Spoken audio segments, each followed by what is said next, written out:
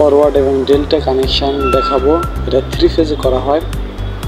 For এবং delta কানেকশানের এসএলডি দেখানো হয়েছে, এটা হচ্ছে পিএলডি অনুসারে তোমরা করতে পারবে। পিএলডিতে দুটো ম্যাগনেটিক কন্ডাক্টর, দুটো পুশ সুইচ এবং মোটর লাগবে। দুটা পুশ সুইচ, দুটা ম্যাগনেটিক কন্ডাক্টর লাগবে। আমরা ডেল্টা যেমন কানেকশান দিচ্ছি ঠিক সেম কানেকশানটা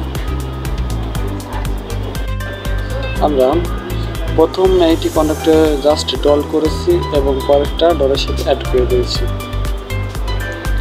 এখন কানেকশানটা তোমাদের দেখানোর চেষ্টা করব। প্রথম আমরা ফেজ থেকে আমরা এনসি সুইচে আমরা কানেকশানটা অফ করা যায়। এনসি সুইচ থেকে আমরা শর্ট অক্সিলারি দিয়েছি 1 নম্বরে এবং অক্সিলারি অপর পাশ থেকে আমরা কয়েলে দিয়েছি এবং এর আগে আমরা একটা পুশ সুইচ দিয়েছি যাতে অন করা যায়।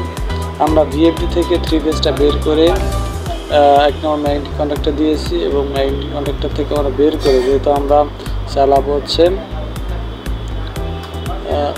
সেইভাবে আমরা কানেকশানটা দিয়েছি। ফরওয়ার্ডে চালাবো তাই ফরওয়ার্ডের কানেকশানটা দিয়ে দিয়েছি এবং আর ডেল্টা চালাবো তাই ডেল্টা পাশে কমন করে আনছি এবং অপর পাশ থেকে ডেল্টা জানা আমরা 3টে ফেজ আলাদা আলাদাভাবে, যেমন আর এর সাথে বি হবে, বির সাথে ওয়াই হবে এবং ওয়াইয়ের সাথে আর হবে, এরকম করে কানেকশান করে আমরা দিয়ে দেবো। এখন আমরা বিএফটির ফ্রিকোয়েন্সিটা একটু বাড়াইয়ে এত বেশি করে বা কম করেও দিতে পারি, বেশি কম করেও দিতে পারি। কারণ আমরা ডেল্টা কানেকশন করি আমরা বেশি গতির জন্য।